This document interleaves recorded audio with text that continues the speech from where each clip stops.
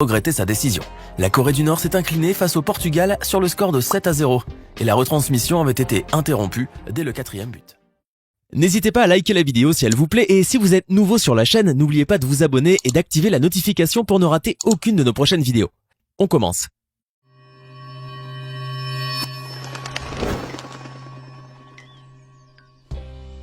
De la pratique d'une religion jusqu'au port de jeans moulants, voici 10 choses que vous ne devriez pas faire en Corée du Nord.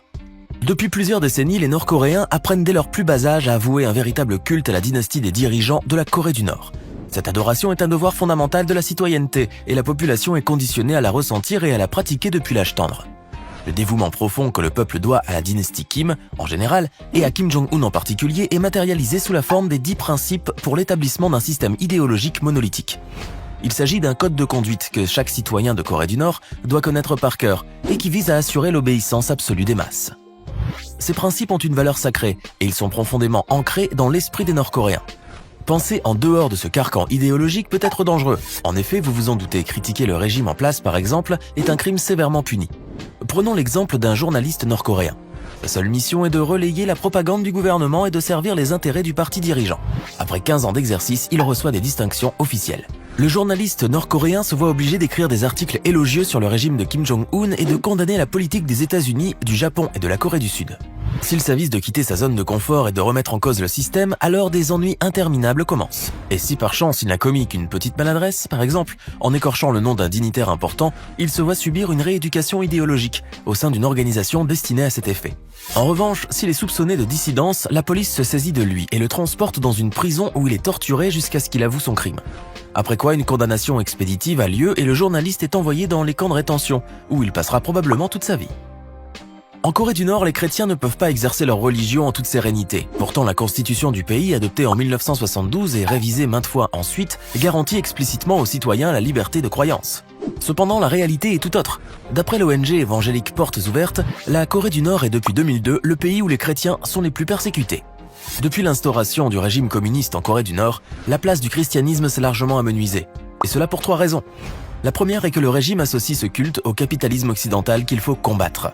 La seconde est que le christianisme est considéré par l'État comme une vision du monde erronée et contraire aux valeurs communistes. La troisième raison est que toute religion est perçue comme une concurrence au culte que l'on doit exclusivement aux dirigeants suprêmes. S'ils souhaitent pratiquer leur culte, les chrétiens doivent se cacher. En 2009, Ri Yong-ok, une femme nord-coréenne et de confession chrétienne, a subi un sort tragique pour n'avoir pas été assez discrète. Cette femme s'était permis de distribuer des bibles. Or, la possession même d'une bible et toute marque d'appartenance au christianisme est sévèrement réprimée par le gouvernement. Le prosélytisme, c'est-à-dire la diffusion d'une doctrine pour recruter de nouveaux adeptes, est encore plus cruellement puni. Ri Yong-ok a donc été condamné à la peine capitale puis exécuté en public le 16 juin 2009. Comme un malheur n'arrive pas seul, toute sa famille a été transférée au nord-est du pays dans un camp de rétention.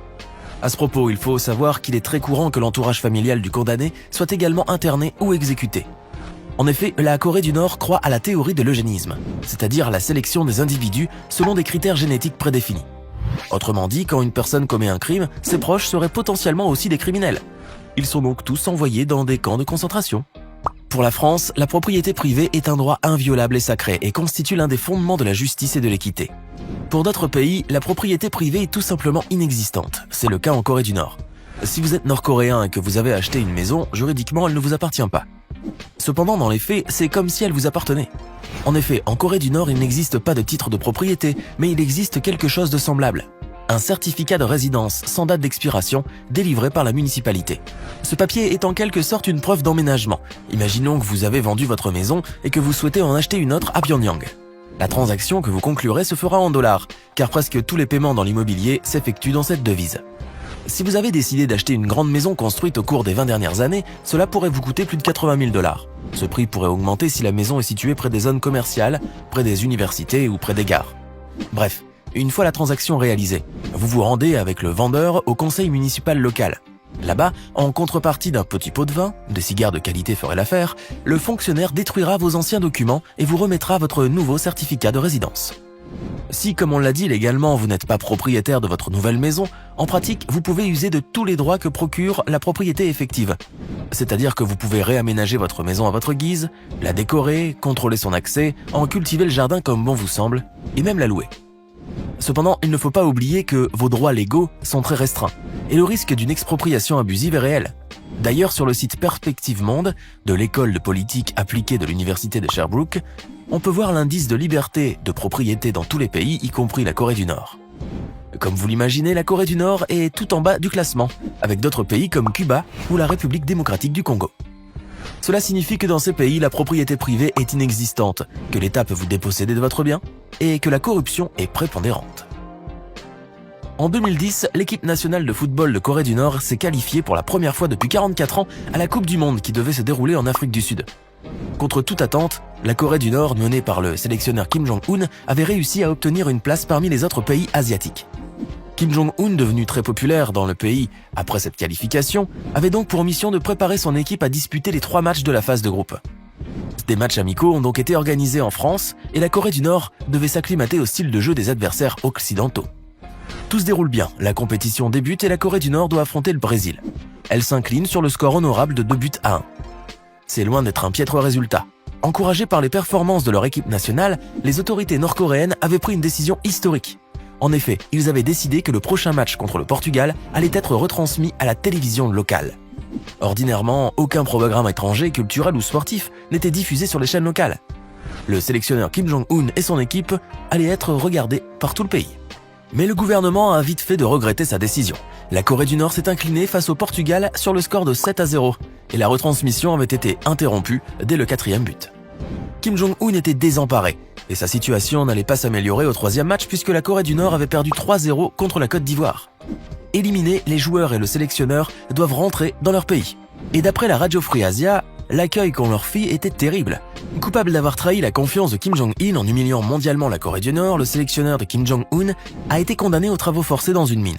D'après la même source, les joueurs avaient été convoqués au Palais de la Culture des Peuples pour être insultés par plusieurs centaines de personnes, dont des amateurs de sport, des journalistes et des dignitaires. Cette mise au banc avait fait tant de bruit que la FIFA avait ouvert une enquête. Bref, quand on est un sportif nord-coréen, mieux vaut ne pas connaître d'échecs retentissants sur la scène internationale.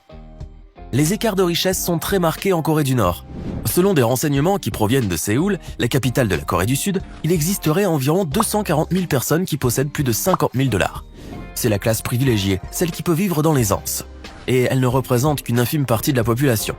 Dzon Kemu, ancien manager d'un hôtel à Pyongyang, ne faisait pas partie de cette catégorie sociale au début des années 2000. Un jour, il reçut un pourboire de 300 $ de la part d'un Japonais à qui il avait rendu un service. Il eut alors l'idée d'importer différents produits étrangers qu'il revendrait localement dans son hôtel grâce à cette somme. De cette manière, il fit de bonnes affaires. Quelque temps après, il réussit à gagner des sommes d'argent non négligeables en dollars et son établissement hôtelier devint très prospère. Plus tard, son commerce alla si bien qu'il amassa plus de 100 000 $. Mais en Corée du Nord, on n'acquiert pas d'aussi grosses sommes en un temps aussi court sans être inquiété par les autorités. Dzon Kenmu a déclaré bien plus tard à une radio sud-coréenne « De grosses sommes de devises étrangères aux mains de personnes privées constituent une menace pour les autorités, particulièrement lorsque l'argent n'est pas partagé comme le voudrait l'État. » Bientôt, il fut recherché. Et pour éviter une condamnation à mort, il décida de fuir en Corée du Sud en laissant derrière lui un faux certificat de décès. La simulation de son décès était d'après lui la seule issue qui pouvait le sauver. Aujourd'hui, même sa famille pense qu'il est décédé dans un accident de voiture en 2003. Bien entendu, dans son nouveau pays, il a changé de nom et il refuse catégoriquement d'être pris en photo, de peur que les images ne parviennent à ses bourreaux. Mais Dzon Kenmu se venge bien du régime qui l'a persécuté, puisque dans la radio sud-coréenne où il travaille, il diffuse des messages pirates anticommunistes à l'adresse des Nord-Coréens. Bref, une des choses à ne pas faire en Corée du Nord, c'est de trop s'enrichir dans la revente de produits importés. Cette année, il y a plusieurs mois, en Corée du Nord, une annonce répressive émise par le gouvernement a fait beaucoup de bruit.